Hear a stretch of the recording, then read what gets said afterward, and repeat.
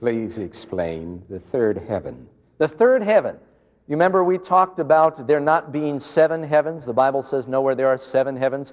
There are actually denominations that teach if you're good in this life, you go to different levels of heaven depending on how well you behave.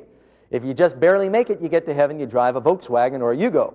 If you're real good, you get to heaven, you drive a Rolls or a Mercedes. And they got these different levels of heaven.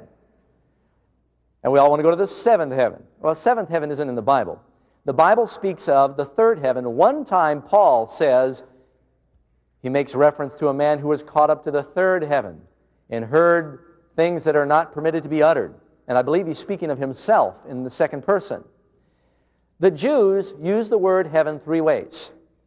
The first heaven was the atmosphere around the earth, where the clouds float and the birds fly, where it talks about the birds in heaven.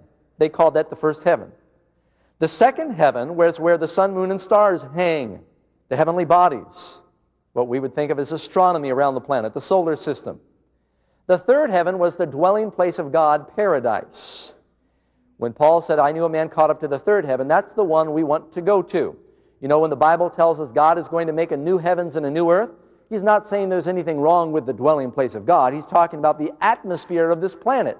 You know what it says in 2 Peter chapter 3, the heavens will be dissolved? It's not talking about where God lives. It's talking about the atmosphere being dissolved with fervent heat.